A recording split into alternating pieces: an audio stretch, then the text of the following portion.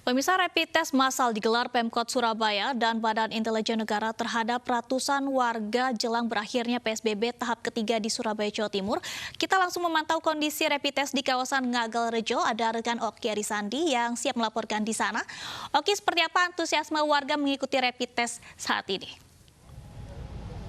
Baik, selamat siang Danis dan juga pemirsa. Jika yang Anda tanyakan adalah seperti apa antusiasme warga kota Surabaya untuk mengikuti rapid test dan swab test massal yang digelar atas kerjasama pemerintah kota Surabaya dengan Badan Intelijen Negara sejak pagi hari tadi pukul 7 pagi, di mana pendaftaran rapid test massal dibuka oleh panitia. Sudah hampir lebih dari 500 orang memenuhi area halaman makam Ngagel Rejo Kota Pasuruan. Hari ini memang pemerintah kota Surabaya dan juga BIN melaksanakan rapid test massal di dua lokasi. Lokasi pertama ada di Jalan Patimura, Surabaya Barat, dan lokasi kedua adalah di tempat saya melaporkan saat ini, di wilayah Surabaya Timur, di makam Ngagel Rejo, Kota Surabaya. Sejak pagi, masyarakat sudah memenuhi area makam Ngagel Rejo, Kota Surabaya untuk mengikuti rapid test massal, di mana memang setiap harinya, tadi salah seorang anggota BIN yang sempat berbincang dengan kami menyatakan bahwa setiap harinya mereka bisa menguji sampel hingga 1.000 hingga 2.000 sampel yang bisa mereka uji untuk bisa kemudian mengetahui masing-masing hasil baik itu rapid test maupun swab test sendiri. Jadi alur pendaftarannya adalah seperti ini, di mana masyarakat yang ingin mengikuti bisa langsung datang ke lokasi penyelenggaraan rapid test massal dan mereka harus mengantri lebih dahulu. Bahkan hingga siang hari ini jumlah antrian warga yang belum melakukan registrasi sudah mengular hingga ke dalam area pemakaman.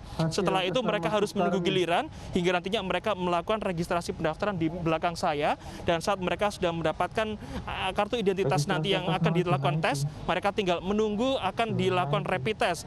Dari hasil rapid test yang reaktif, maka selanjutnya akan dilanjutkan dengan PCR swab test, yang mana mereka nanti akan menunggu untuk 2 jam lamanya menunggu hasil apakah mereka dinyatakan reaktif atau negatif, maksud kami, atau positif.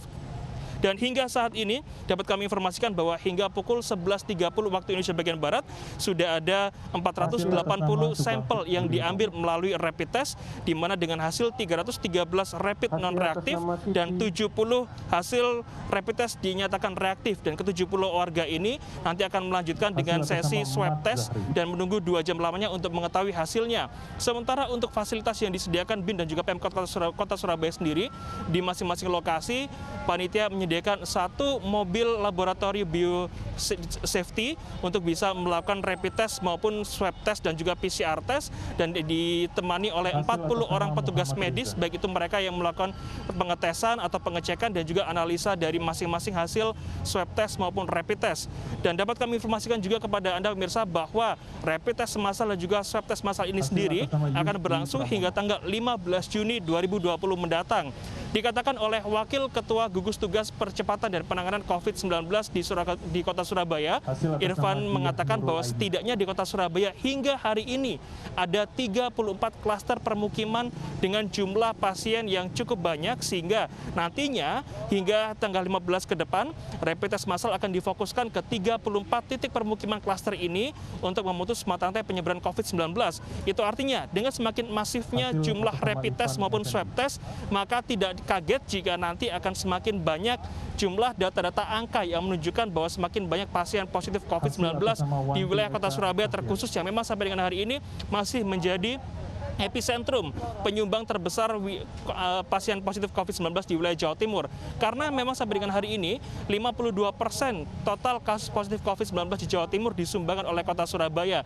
Itu mengapa pemerintah Kota Surabaya bersama BIN ingin terus melakukan rapid test massal dan menjangkau seluruh masyarakat baik di permukiman padat penduduk hingga lain sebagainya, untuk bisa mengetahui apakah mereka dinyatakan sebagai OTG, orang tanpa gejala, atau orang dalam resiko, atau bahkan mereka terbebas dari infeksi virus corona.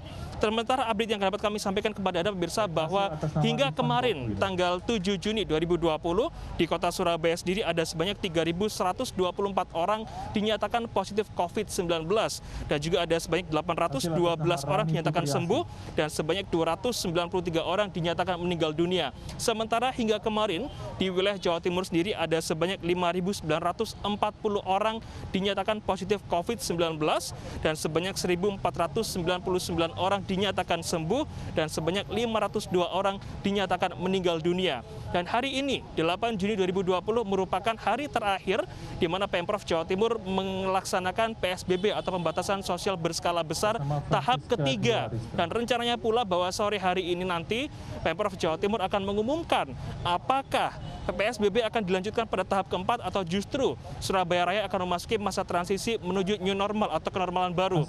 Dari 3 kabupaten kota yang menyelenggarakan PSBB, yakni Kota Surabaya, Kabupaten Sidoarjo, dan juga Kabupaten Gresik, masing-masing kepala daerah mengajukan kepada Pemprov Jatim untuk tidak memperpanjang masa PSBB. Itu artinya 3 kepala daerah sudah menyiapkan skenario untuk menuju new normal. Tinggal kita menunggu hasil keputusan dari Pemprov Jawa Timur apakah akan memperpanjang masa PSBB atau segera mengakhirinya dan masuk ke masa transisi new normal. Danis, saya kembalikan ke Anda di studio.